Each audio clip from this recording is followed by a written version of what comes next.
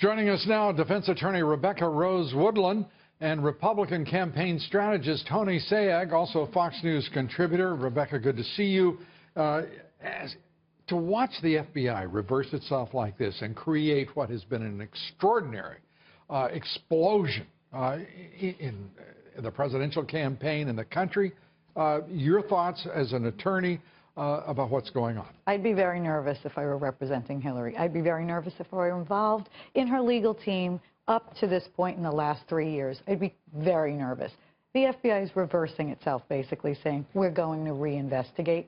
When do they do that, Lou? Yeah. This is serious. This isn't just, we're going to review. No, they've reviewed. They've seen things, and now they're going to really look into it deeply. And, Lou, people intuitively know that's a big deal. There's been a lot of conversation in the last 12 hours about the fact of how deep the impact will be on the electorate. I think this was a complicated issue in the summer. There's been things about the corruption with the server, with the foundation, other aspects of Clinton Inc., as we've learned about it. But no one really kind of understood kind of all the steps along the way.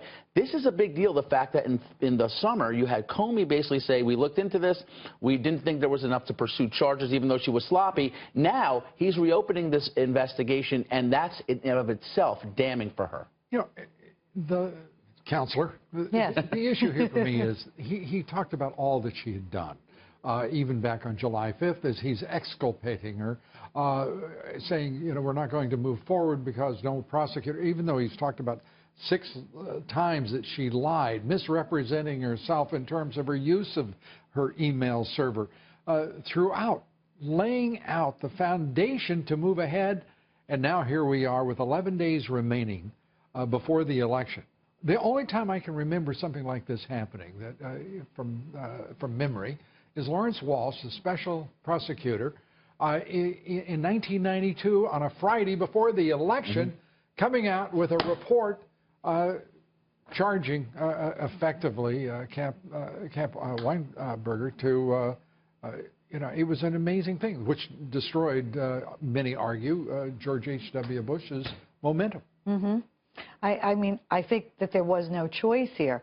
There are too many people involved at this point who saw emails, who saw destruction of the server, destruction by Bleach, by a company she contracted. It's becoming ridiculous. Let's just have a grand jury. Let's not have anyone decide. Let's have a grand jury. The democratic process. Let's move it forward. You know, a grand jury would have been the right thing, it seems to me. Absolutely. The first time. Lou, and in the case that you point out with the special prosecutor in Iran-Contra, he was an active liberal. He was someone with a political agenda, and he proved it. In this case, Comey, to us, has been sold by a lot of people, including the Democrats for the last 6 months, as this angelic figure who's beyond reproach, who's as independent as they come. Here they come in. But by the way, they don't make such mortals. But other than you, but you know, I will ask the counselor this question. You know, you have another important number to think about. 5 people, including Cheryl Mills, who's representing Hillary Clinton, have been given immunity, pled the 5th. Do you do that if no crime at all was committed? Clearly, the deeper we're going to get into this, and I don't know how quickly it's going to happen, I think it is going to be beyond repairable for her. Now, the idea that John Podesta, her campaign head, in Des Moines, where she was campaigning today, both presidential candidates in Iowa tonight, calling for an immediate release of whatever the evidence is that just smoke, or do they mean it? Because a prosecutor isn't going to react to that, right? Who would say those things? Oh, we want to see everything. Well, they don't have the call, quite frankly. Are they trying to take control of this? Because they're not in control at this point. The FBI will decide what's released, when it's released, how it's released. Right. That's their choice. That's their call, and they made a bad call in July. Let's see how the call comes down this time. I don't mean to be in any way skeptical or cynical about their motives, but it could have been they thought it was an insincere protest, a bit of spin to damage control.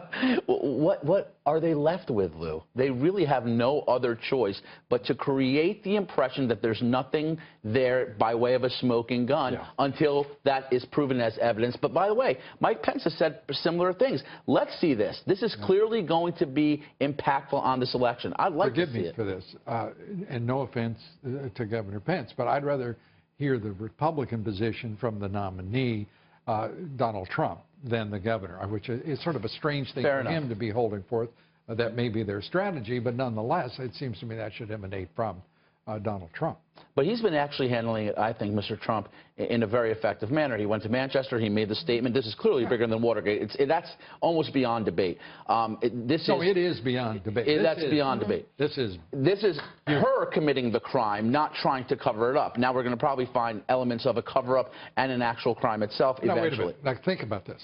We can actually be attaching some question or hypothetical to a cover-up when she destroyed 33,000 emails. And by the way, had the servers some while destroyed. under subpoena. Yeah, exactly right. I mean, and we talk about speculatively, this is a cover-up. Well, we do know one thing. It's now an investigation by the FBI into wrongdoing. We appreciate it. Rebecca, great to have you with us. Tony, thank you so much. Thank you, sir. Appreciate it.